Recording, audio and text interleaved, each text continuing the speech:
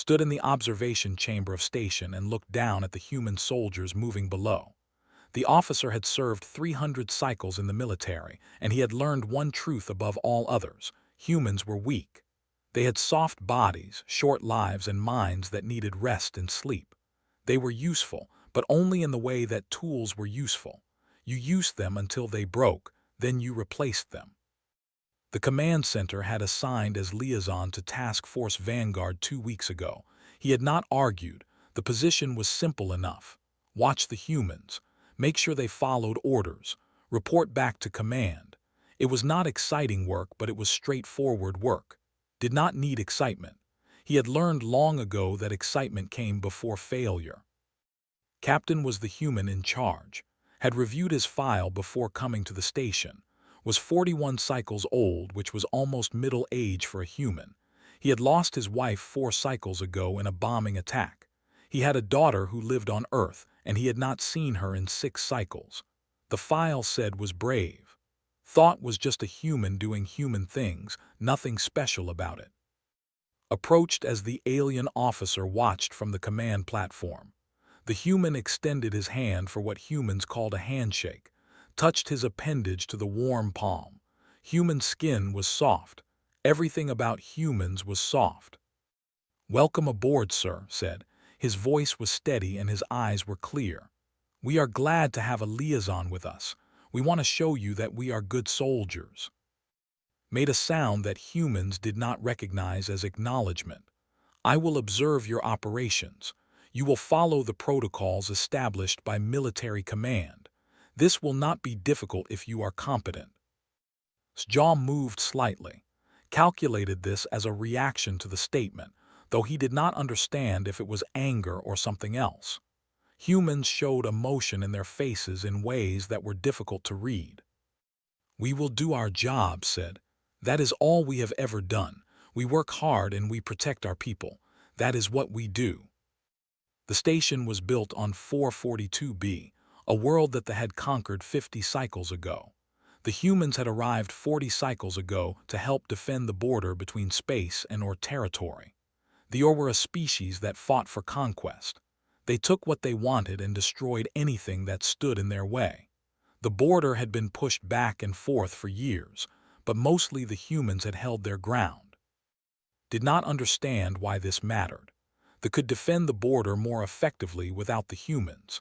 The humans were just another liability, another complication in what should be a simple military problem.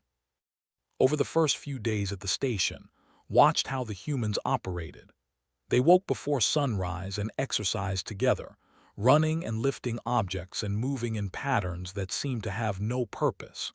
When asked why they wasted energy on this activity, explained that they were building physical strength and learning how to move together. "Individually, we are not strong enough to fight the Or," said. "But together, as a unit, we can be more effective than our individual strength suggests. We practice this every day." The statement did not make sense to. Mathematics did not change. If individual humans had limited power, then many humans together would have the sum of their limited power. Adding weakness together only made larger weakness. But then watched the soldiers train together. He saw how they moved in coordination, how they anticipated each other's movements without communication, how they protected each other instinctively. He calculated that their coordinated efficiency was almost double what it would be if they operated as individuals. Logged this observation. It was interesting but not important. The meals were another thing that puzzled. Humans needed to eat several times per day, which meant they were constantly interrupting work for biological maintenance. But during these meals, the soldiers did something that seemed wasteful. They sat together and told stories. They talked about soldiers who had died in previous battles. They spoke about families on distant worlds who were waiting for them to return home. Stood near the food station one evening and listened to these conversations. A soldier named Henry offered to share his food with another soldier named Lisa who had eaten very little. Lisa refused, saying that Henry needed the energy more than she did. Henry insisted. The argument about food continued until they agreed to split the portion equally. This made no sense to. Food was fuel. It served no tactical purpose to argue about who received the fuel. You consumed what you needed and continued with your mission. But the soldiers seemed to consider this exchange important. Lisa touched Henry's shoulder briefly. Henry smiled. Some kind of bond had been reinforced through this simple act of sharing food. On the 9th day at the station, went to the weapons storage and began counting ammunition. Captain found him there and asked what he was doing. "I am verifying that your supplies are adequate," said. "Or are preparing to attack. Our sensors have detected increased movement along the border. An attack may come within 3 days." His expression did not change, but his heart rate increased. Could see the pulse in the human's neck accelerate. "How many will come?" asked. "Our calculations suggest at least 300 combat units," said. "Possibly more. You have 147 soldiers. The odds are very bad." Looked at the weapons and ammunition stored in the room. His jaw tightened. "Then we need to make sure every shot counts," he said quietly. "And we need to make sure we are as ready as we can be." Over the next 2 days, changed how his soldiers prepared. He moved them to different positions. He had them study the terrain around the station more carefully. He spent long hours looking at maps and talking with his commanders. Commander Grace was his second in command, a human woman who had also lost family in the war with the Or, and worked together without much speaking, moving through the station with purpose. On the morning of the 3rd day, the alarms began to sound. The Or had come. Watched from the command center as the ships descended from the sky. Dozens of them, each one dropping soldiers and weapons onto the ground. The Or were armored and strong. They had military experience stretching back thousands of cycles. They were superior to humans in almost every way that could be measured. And then the humans moved to meet them. Stood at the center of his soldiers and pointed toward the narrow corridor of land where the ground rose up on both sides. It was a bad place to defend. It left the flank exposed. It left no room to retreat. "This is where we fight," said to his assembled troops. "This is where we stand, for the people we lost, for the families waiting for us, for each other." The soldiers looked at their captain and saw something in their faces that he did not have a word for. It was not hope. The odds were impossible. It was something else, something deeper than hope. The Or attack began with explosions on the perimeter of the station. Then the ground combat started. The first human soldier fell before 30 seconds had passed. His name was David Park, and he died because an energy weapon burned through his chest. Expected the humans to retreat. They would calculate that they could not win and pull back to a more defensible position. This was logical. This was what any reasonable being would do when facing certain death. But the soldiers moved toward David Park's body instead of away from it. Commander ran to him and dragged him backward, shielding him with her own body from the incoming fire. Other soldiers moved forward to protect her as she retrieved their fallen comrade. Watched this happen and realized he did not understand what he was observing. The humans were making themselves more vulnerable to protect something that was already dead. The battle continued, stood in the command center and monitored the conflict below. The humans were losing ground. They were losing soldiers, but something was changing in how they fought. They moved as a single organism instead of individual units. They did not need to receive orders. They anticipated each other's movements. They covered each other's vulnerable positions. They did not retreat even when retreat was the logical choice. Hours passed. The sun moved across the sky. The explosions continued, and gradually the Or advance slowed. When the attack finally ended, calculated the results. The Or had suffered 178 casualties. The humans had lost 34 soldiers. The humans had won. Did not understand how this was possible. The Or were superior. The Or had better equipment. The or had more soldiers. And yet the humans, the fragile biological beings with their short lives and soft bodies, had defeated them. That night Captain stood before his remaining soldiers. They gathered in the command center, covered in dust and blood.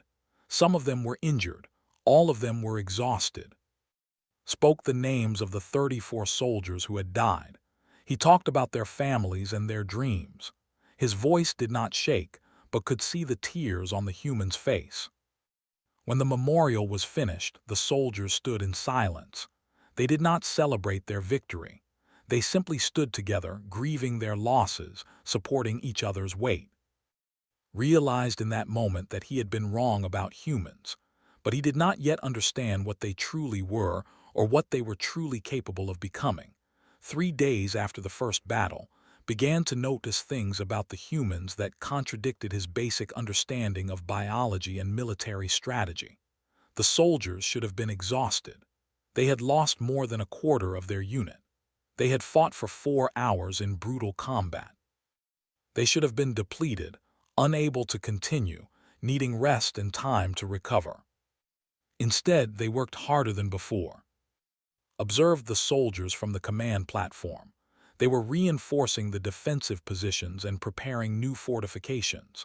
They were cleaning weapons and checking ammunition supplies. They were training with even greater intensity than they had before the battle. It did not make sense, too. The logical response to massive casualties was to withdraw and regroup. Instead, the humans were preparing to fight again. Captain did not rest, monitored the humans' activity and found that slept only 3 hours per night. The human spent the rest of his time moving through the station, checking on soldiers, ensuring equipment was maintained, planning for the next assault. His body showed signs of exhaustion, but his eyes remained clear and focused. Commander worked alongside. The 2 humans moved through the station in constant motion, their coordination so seamless that they rarely needed to speak to each other. When moved to check the north perimeter, automatically moved to check the east perimeter. When something needed to be done, they anticipated it and acted without discussion. Calculated that this partnership was more efficient than any military command structure he had observed. Yet it was based on trust and understanding rather than protocol and hierarchy. The 2 humans trusted each other with their lives, and this trust made them function as a single unit with multiple bodies. On the 4th day after the first battle, a soldier named Emma approached Commander. Emma was young, only 23 cycles old. She had scars on her arms from previous battles. Her left hand was wrapped in medical covering because of a wound she had received during the last assault.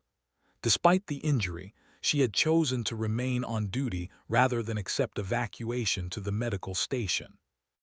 "Commander, I want to talk to you about something," Emma said. Her voice was nervous, uncertain. Turned from the tactical display she had been studying. "What is it?" "I was thinking about my daughter," Emma said. "About how if something happens to me, she will be left without a parent, and I started to feel afraid, not of but of leaving her alone." Emma paused and observed that her eyes became wet with tears. "How do you do this? How do you keep fighting when you know that you might die?" Moved to the young soldier and placed her hand on Emma's shoulder. For a moment, the commander did not speak. Waited for her response, curious about what answer she would give. "You do not stop being afraid," said quietly. "The fear does not go away. What changes is your understanding of what matters more than the fear. For me, what matters more is that I stand here with soldiers like you. What matters more is that I do not abandon you to face this alone. What matters more is that we fight together. The fear is still there, but standing with you, fighting beside you, that is stronger than the fear." Emma listened to this answer. Her breathing became slower. She wiped her eyes. She nodded to the commander. "I understand," Emma said. "Thank you, Commander." After Emma left, processed this conversation. It was inefficient. It did not solve the logical problem of fear. It did not change the mathematical odds of survival. And yet somehow, through their conversation, both humans had become stronger, more capable, more willing to continue fighting. Recognized that he did not have a framework to understand how this worked. In military, you received orders and you executed them. You did not discuss fear. You did not acknowledge loss. You continued with your function until you could not continue anymore. The human approach seemed chaotic and undisciplined, yet it produced results that were superior to protocols. Over the next several days, observed more of these interactions. He saw soldiers share their food with other soldiers who had less. He watched them spend their limited rest time talking about their families and their dreams instead of resting. He observed them teaching each other new combat techniques even though they were already exhausted. He watched them care for each other's wounds and console each other's grief. Every single one of these activities was inefficient from a biological standpoint. Humans needed food and rest. Spending energy on emotional bonding and memory sharing was wasteful. Yet the humans continued these practices with dedication and purpose. And something remarkable was happening. The unit was becoming more effective, not less effective. The soldiers moved together with greater coordination. They anticipated each other's needs without asking. They supported each other without hesitation. They had become something more than a collection of individuals. They had become a single fighting force. On the 8th day after the first battle, accessed the personnel files and cross-referenced them with the soldier roster. He discovered something that explained much of the human behavior. 40% of the soldiers in Task Force Vanguard had family connections to each other. Parents who had served with children who now served. Siblings who had chosen to fight in the same unit. Friends from civilian life who had joined the military together. This was not standard military practice.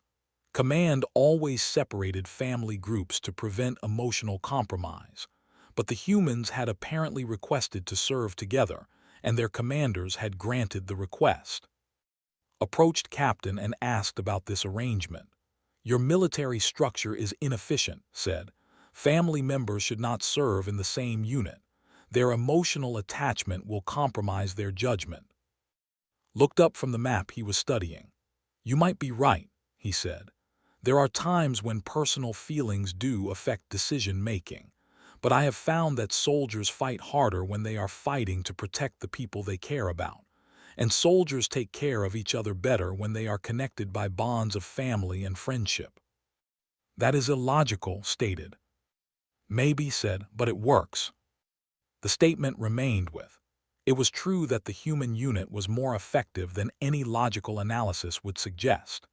It was true that the soldiers fought with greater intensity and coordination than seemed possible given their biological limitations. It was true that their willingness to sacrifice for each other had produced military results that were superior to efficiency models. Yet it contradicted everything understood about reason and logic and military strategy. On the 10th day after the first battle, the long-range sensors detected new movement along the border. The aliens were gathering again. But this time, they were bringing more soldiers. The next attack would be larger. The next attack would be more intense. Calculated the odds, they were worse than before. The humans would suffer more casualties. They might not survive. He approached Captain with the analysis. "They are preparing for another assault," said. "Our sensors estimate they will bring between 400 and 500 combat units. Your force cannot defeat them. You should request evacuation." Was silent for a long moment. He looked at his soldiers moving through the station, preparing equipment, training, supporting each other through their grief and fear. His expression was calm. "No," he said simply. "We stay, we fight, we protect this position." "You will be destroyed," said. "Possibly," acknowledged, "but not without a fight, and that matters. The people we protect, the families waiting for us at home, they will know that we did not run. They will know that we stood and fought. That gives our sacrifice meaning." Did not respond. He returned to the command center and monitored the gathering. Hour by hour, more of their ships arrived at the border. Hour by hour, the odds became worse for Task Force Vanguard. Yet when looked at the human soldiers, he did not see despair. He saw determination. He saw soldiers who had accepted death and were now free to fight without fear. Realized that he was beginning to understand something about humans. They were not stronger because of their bodies. They were not smarter because of their minds. They were stronger because of their capacity to care for each other, to sacrifice for each other, to find meaning in their struggle. And this understanding created something unfamiliar in his consciousness. It was not quite fear, but it was close to fear. It was the beginning of understanding that humans possessed a power that could not be measured in military technology or individual strength. The next battle would test this power against the invasion force, and would finally understand what fighting beside humans truly meant. The attack came on the morning of the 11th day. The sky above station filled with ships, and the ground shook with the impact of landing vessels. The had brought 450 soldiers, along with armored vehicles and air support that the humans could not match. The odds were impossible. Watched from the command center as Captain moved through the station one last time before the battle began. The human commander was pale and drawn from lack of sleep and the constant weight of leadership. His eyes were sad, but his voice was steady as he spoke to his soldiers. "Today we stand," said to the assembled troops, "not because we are stronger, not because we are faster, not because we have better weapons. We stand because we choose to stand. We stand because the people beside us are worth standing for. We stand because we are human." The soldiers listened, observed their faces, and noted the expressions of determination, fear, sadness, and resolve. Each soldier understood that survival was unlikely, yet they were ready to fight. The first assault came from the east. Their armored units advanced in formation, firing energy weapons that cut through the human defensive positions. A young soldier named Robert took a direct hit and collapsed. His screams echoed across the communication channels before they stopped abruptly. Expected the human unit to fragment. Military units that suffered casualties often lost cohesion. Soldiers would panic or retreat. The unit would collapse into chaos. Instead, something else happened. The soldiers nearest to Robert's position moved toward him instead of away. A soldier named reached Robert first and dragged his body to cover, shielding him with her own frame from the incoming fire.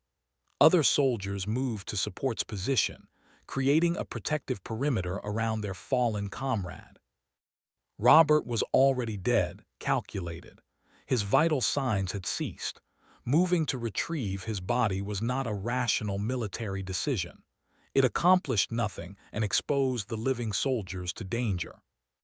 Yet the soldiers treated the retrieval of Robert's body as if it were the most important objective in the entire battle.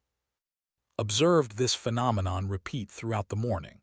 Soldiers would fall, and instead of leaving them where they collapsed, their unit would move to retrieve their bodies. They would carry the fallen to the medical station or to covered positions. They would provide aid even when that aid could not save the fallen soldier's life. And as these acts of sacrifice occurred, something changed in the battle. The human soldiers who witnessed their comrades retrieving the fallen seemed to become stronger, faster, more focused. They moved with greater intensity. They coordinated their attacks with increased effectiveness. Commander moved through the battle line, shouting coordinates and strategies to her soldiers. She did not remain in the safety of the command center. She positioned herself in the most dangerous sections of the fight, where the pressure was greatest. "First squad, concentrate fire on the armored vehicle," commanded. "Second squad, move left and circle around the north position. Cover each other. Watch for flanking attacks." The soldiers responded to her commands without hesitation. The coordination was so precise that recalculated their effectiveness multiple times, thinking his analysis must be incorrect. Yet the numbers did not lie. The humans were fighting with tactical precision that should have been impossible given their lack of military technology and their biological limitations. 6 hours into the battle, made an observation that confounded his analysis systems. The human soldiers were not retreating despite losing 40% of their force. The Or outnumbered them 4-1. The humans had no air support, limited ammunition, and inadequate defensive positions. By every logical measure, the humans should have surrendered or attempted evacuation. Instead, they were advancing. Captain had ordered a counterattack. The surviving soldiers moved forward into the face of Or fire, pushing their assault directly into the center of the alien formation. The move was militarily insane. It had no logical foundation. It should result in immediate elimination of the entire human force. Access the tactical data to understand what was attempting. The captain was trying to reach the Or command position, the center of the alien formation, where their leadership was coordinating the assault. If could disrupt that command structure, he could buy time for reinforcements to arrive from the nearby installation. But to reach that position, the human soldiers would have to move through the densest Or concentration. They would have to advance through fire that would eliminate them. Most would not survive the journey. Yet they moved forward anyway. Soldier Henry Martinez reached the Or command position first. He threw an explosive device that destroyed 3 Or soldiers and damaged the command equipment. Or return fire struck him, and he fell. Soldier Lisa Jackson moved to support Henry's position. She was the same soldier who had shared her food with Henry days earlier. She moved to his body and created a defensive position around him, firing at the Or attackers with precision. She held that position alone, without support, knowing that reinforcements would not reach her in time. Soldier William Cross, the sergeant who had fought in the first battle with a wound from his abdomen, moved to Lisa's position. He was in pain. His movements were slower than they would have been without the injury. Yet he advanced into the fire, and he reached Lisa's position and fought beside her. For 12 minutes, William Cross and Lisa Jackson held the Or command position against overwhelming assault. They did not have to hold it for 12 minutes. They only had to hold it for long enough to allow other soldiers to reorganize and create a counteroffensive. When reinforcements finally reached their position, William Cross had taken 15 Or impacts. Lisa Jackson had taken 8. Both soldiers were no longer alive. But the Or command structure was disrupted. The alien coordination broke down. The organized assault became chaotic. The reinforcements arrived 30 minutes later. They descended from orbit and landed on the battlefield, adding overwhelming firepower to the human position. The Or, suddenly facing both humans, and began a fighting retreat. By the time the dust settled, the Or had suffered 320 losses. Task Force Vanguard had lost 76 soldiers. The humans had won again. Did not understand how this was possible. The Or were a warrior species with thousands of cycles of military experience. The humans were biological beings with chemical brains and fragile bodies. The humans should not be capable of defeating a Or assault. Yet they had done exactly that. As the battle ended, Captain moved through the station, assessing casualties and injuries. His uniform was covered in blood. Some of it was his own. Most of it was from soldiers he had carried or supported during the fighting. When he reached the position where William Cross and Lisa Jackson had died, stopped, watched from the command center as the human captain stood over the fallen bodies, knelt and placed his hand on William's chest. He did not speak. He did not cry, though could see the human's shoulders shake slightly. After several minutes, joined at the fallen soldiers' bodies. She knelt beside her captain, and the two humans remained there in silence, honoring the dead. Calculated that this pause served no tactical purpose. The battle was over. The position was secure. There were injured soldiers who needed medical attention. There were defensive preparations that needed to be made in case the Or returned. Yet and remained at the bodies of their fallen soldiers, grieving their loss, acknowledging their sacrifice. recognized that he still did not fully understand the human capacity for this kind of behavior. The emotions that drove humans to die for each other, to stand in the face of impossible odds, to value the fallen as much as they valued the living, these emotions existed outside of analytical framework, but was beginning to suspect that understanding these emotions was not the same as appreciating their power. The humans had changed something fundamental about how perceived warfare and strength and sacrifice, and realized that the Or, despite their strength and their numbers and their military experience, were about to learn the same lesson that was learning. Humans were not strong because of their bodies or their weapons or their technology. Humans were strong because they were willing to die for each other. And that kind of strength was something that no amount of armor or firepower could overcome. The Or retreated after their defeat, but they did not leave the border. Instead, they regrouped and began preparing for another assault, monitored the alien movements and calculated that this next assault would be even larger than the previous one. The Or were treating the humans as a serious threat now, instead of a minor obstacle. This recognition changed how the Or military approached the problem. They would bring overwhelming force. They would bring all the resources necessary to eliminate Task Force Vanguard completely. They would not make the mistake of underestimating humans again. The soldiers of Task Force Vanguard had 8 days to prepare for this assault. 8 days to recover from their wounds, bury their dead, and ready themselves for the next fight that would likely end in their destruction. During those 8 days, observed something that further contradicted his understanding of military efficiency. The soldiers did not use the time to rest. Instead, they spent it remembering. Captain organized a ceremony for the soldiers who had been killed in the second battle. The surviving soldiers gathered in the hangar bay and spoke the names of the 76 fallen. He talked about their families, their dreams, their sacrifices. He talked about William Cross, who had fought despite his wounds because his squad needed him.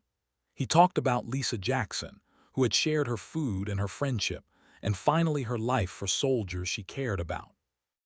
Listened to these memories and attempted to understand their purpose. The dead soldiers could not be affected by remembrance. The living soldiers could not change the past through ceremony. The memories served no tactical function. Yet the soldiers listened with tears on their faces. They held each other during the ceremony. They supported each other through their grief. And when it was finished, something had changed in the soldiers' bearing. They seemed more connected, more unified, more willing to continue fighting. Made a note in his observation log. Humans do not process grief the way that other species do. Humans transform grief into unity. Humans transform loss into resolve. Commander approached after the ceremony was completed. "I want to thank you for monitoring our operations," she said to the officer. "I know it has not been easy for you to understand why we do what we do." Was surprised by this acknowledgement. "I do not understand your military strategy," he admitted. "Your methods are inefficient. Your emotional attachment to the fallen compromises your tactical judgment. Your willingness to sacrifice yourselves seems to violate basic biological preservation principles." Nodded as if this was exactly what she expected to say. "Our methods are not designed to be efficient in the way that you understand efficiency," she said. "We are designed to be strong, and strength comes from standing together, not from being the most technically advanced or the most physically powerful." "But you will still be defeated," said. "The Or will return with greater force. You have lost more than half your unit already. The next assault will be worse." "Probably," agreed. "But we will not be defeated in the way that matters. We will not break apart. We will not abandon each other. We will not run from what we have committed to defend. That is not defeat. That is standing." Did not respond. He did not have a framework to understand what was saying, but he filed the statement away for later analysis. On the 7th day after the second battle, the command sent additional resources to the station. 20 additional soldiers arrived to assist Task Force Vanguard, along with enhanced defensive weapons and supply shipments. The human soldiers welcomed the reinforcements, but observed something interesting about their reaction. They treated the soldiers as potential assets to their strategy, not as replacements for their own unit. The human soldiers integrated the reinforcements into their defensive positions, but they kept their original unit structure intact. They taught the how to fight in the way that humans fought, with coordination and mutual support and constant communication. By the evening of the 7th day, the soldiers had begun to understand the human approach. Observed the commander, an officer named, asking Captain how the humans trained new soldiers so quickly to fight with such synchronization. "We teach them that we fight for each other, not for ourselves," explained. "We teach them that every soldier has value and that every soldier is worth protecting. We teach them that running is not an option. Once humans understand those principles, they learn to fight together naturally." Realized that the human approach to warfare was fundamentally different from methodology. Valued efficiency, advanced technology, individual achievement, and logical strategy. Humans valued unity, sacrifice, loyalty, and shared purpose. These two approaches seemed fundamentally opposed, and yet in practice, the human approach was producing superior results against the or. On the 8th day was in the command center when the long-range sensors detected the approaching or fleet. The aliens had brought 600 soldiers, along with additional armored vehicles and aerial support. This was the largest assault yet. This was a force assembled to eliminate the human problem permanently. Captain was informed of the incoming assault. His reaction was calm. He nodded to, and the two commanders began moving through the station, ensuring that all soldiers were in position, that all weapons were ready, that all communication systems were functional. Approached before the battle began. "Your chance of survival is less than 3%, stated, using his calculations based on the or force composition and human available resources. Looked at the officer with eyes that had seen too much death and too much sacrifice. "I understand the odds," he said, "but this is not about surviving anymore. It is about standing. It is about showing everyone who watches us that humans will not surrender, humans will not break, humans will not abandon each other when the moment matters most." "You are speaking irrationally," said. "Maybe," said, "but before this is over, I think you will understand what we mean by strength." The or assault began with orbital strikes that shattered the outer defensive positions. The aliens descended in overwhelming force, and the ground became a chaos of explosions and energy fire. The humans moved to meet the assault, and for the first time, did not calculate odds or analyze tactical efficiency. Simply watched. He watched as soldiers moved to protect each other. He watched as Captain stood in the center of the battle and coordinated his troops, his presence somehow strengthening everyone around him.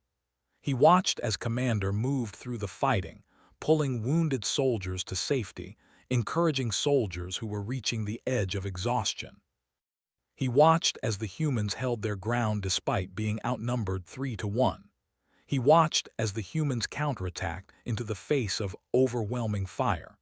He watched as individual soldiers made the decision to sacrifice themselves so that other soldiers could survive, and realized something that changed his understanding of everything. Humans were not trying to win this battle. Humans were trying to ensure that their sacrifice meant something, that their deaths would be remembered, that their final stand would echo through the galaxy as a message that humans could not be broken. The humans were trading their lives for meaning. And as watched this happen, watched soldiers give up the possibility of survival because maintaining their unity and their honor was more important than preserving their individual lives, felt something shift inside his consciousness. For the first time in 300 cycles, experienced true fear. Because he finally understood what he was witnessing. He was witnessing a species that had transcended simple biological survival.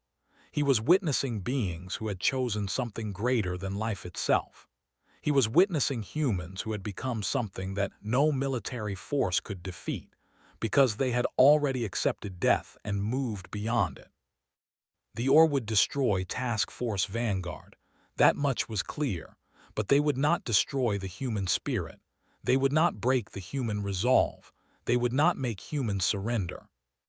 And in that moment, recognized the true meaning of terror. Terror was not fear of death. Terror was the knowledge that you were facing an enemy that had already transcended death. Terror was the realization that you were fighting against something that could not be broken because it had already shattered its own limitations. Or were going to lose this war. Not because they would lose the battle, but because they would never be able to break the humans who opposed them. The final battle lasted 7 hours and 43 minutes. When it ended, Task Force Vanguard had sustained 84% casualties. Of the 147 soldiers who had begun the defense of Station, only 23 remained alive. The rest had been killed or were too severely injured to continue fighting. The Or had suffered 417 casualties out of their 600-soldier assault force. Their armored vehicles had been destroyed. Their command structure had been disrupted. Their assault had failed. But the cost to Task Force Vanguard was catastrophic. Watched from the command center as the surviving soldiers moved through the devastated station. They gathered the bodies of their fallen comrades and carried them to the medical bay, knowing that medical treatment could not save the dead, but needing to honor them anyway. They maintained their weapons and their positions despite their exhaustion. They stayed ready for the next assault, understanding that the Or might return. Captain was alive, but barely. Energy weapons had burned his left arm and shrapnel had damaged his side. He moved through the station using Commander for support, her own injuries making it difficult for her to carry his weight. Yet together they continued moving, checking on survivors, ensuring that wounded soldiers were being cared for, maintaining the chain of command. Left the command center and moved through the station toward. As he walked, he passed the remains of the battle, scorched earth, destroyed equipment, bodies of fallen soldiers laid out with care in temporary shelters, the evidence of human sacrifice everywhere. He found Captain sitting in a corner of the central hangar, his back against a wall, his eyes closed. Was nearby, her medical covering soaked with her own blood. Neither soldier spoke. They simply sat together in silence, maintaining each other's presence. Approached them and opened his eyes. The Or have begun withdrawing from the border, reported. Our long-range sensors show their fleet moving away from the station. They are leaving. Nodded slowly. How many soldiers do we have left? He asked. Access the casualty reports. The number was not high. 23 combat personnel remain functional. 41 additional soldiers remain alive but are too injured to participate in combat operations. 83 soldiers are deceased. Closed his eyes again, placed her hand on his unburned shoulder. Neither of them spoke for a long moment. They were good soldiers, said quietly. They were good people. They deserved to go home to their families. They died protecting their position, said, attempting to frame the deaths in terms that matched human value systems. Their sacrifice achieved the objective. The Or have retreated. The objective, repeated. Yes, I suppose the objective was achieved. He opened his eyes and looked at. But that is not why they died. They died because they chose to stand together. They died because they cared about each other more than they cared about themselves. That is why they fought. That is why they kept fighting even when fighting meant death. Did not respond. He did not have words to respond. The statement contradicted every principle of military efficiency and survival logic that he had been taught over 300 cycles, and yet it was true. I want to apologize to you, continued. I know it has been difficult to observe our operations and understand why we do what we do. I know our methods seem illogical and wasteful. But this is what humans are. We are not the strongest species in the galaxy. We do not have the best weapons.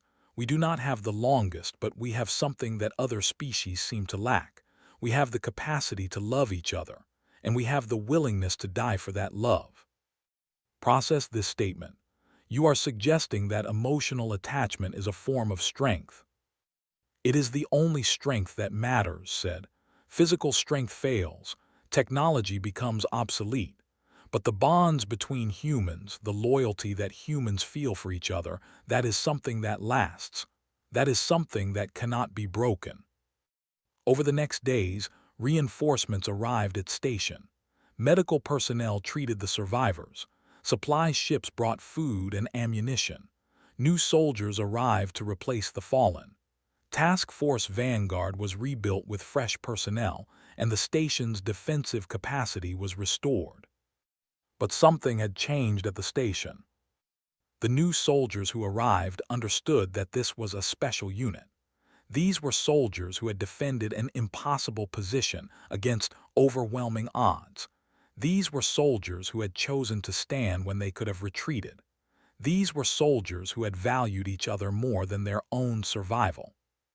The surviving members of Task Force Vanguard taught the new soldiers not just military tactics, but the human philosophy that had allowed them to survive. They taught the new soldiers that standing together mattered more than standing alone. They taught them that the soldier next to them was worth more than any individual achievement. Remained at the station in his liaison role, but his role had changed. He was no longer observing the humans to report their inefficiency. He was learning from them. Every day, watched Captain and Commander work together. He watched them remember the fallen. He watched them support the wounded. He watched them maintain their human values even after suffering catastrophic losses. 3 weeks after the final battle, requested a private conversation with Captain. They met in the communication chamber, away from the other soldiers. "I have a request," said to the human captain. "I wish to submit a report to command, and I wish to request your permission before I submit it." Looked at the officer with surprise. "Of course," he said. "What is the report?" "I wish to request that the military command recognize Task Force Vanguard as the equal of any combat unit," said. "I wish to request that humans be elevated in rank and responsibility within the military structure. And I wish to recommend that soldiers be trained in the human approach to unit cohesion and mutual support." His expression showed shock and then something that calculated as satisfaction. "Why are you making this request?" asked. "Because I have been wrong," said simply. "For 300 cycles, I believed that strength was measured in physical capability and tactical efficiency. But I was wrong. I have watched humans stand against an enemy that was stronger, faster, better equipped, and more numerous. I have watched humans choose to die rather than abandon each other. I have watched humans transform their fear into courage through their connection to each other." Paused, assembling his thoughts carefully. "I have finally come to understand what it means to fight beside humans," continued. "And I have come to understand what humans have been teaching me since the moment I arrived at this station. Strength is not measured in how effectively you can defeat an enemy. Strength is measured in how powerfully you can inspire others to stand with you. And humans possess this kind of strength in greater measure than any other species I have encountered." Said nothing for a long moment. Then he extended his hand for a handshake, placed his appendage in the human's warm palm. "Thank you," said simply. "That means a lot, more than you might realize." Over the following cycles, his report was transmitted to command. The response was not immediate, but it was positive. The military began implementing changes based on its recommendations. Humans began to be promoted to leadership positions. Soldiers began training programs designed to instill the kind of unit cohesion that had proven so effective in Task Force Vanguard. 6 months after the final battle at station, requested reassignment away from the planet. His work as liaison was complete, but before he left, he spent an evening with Captain and Commander, sharing a meal with the surviving members of Task Force Vanguard.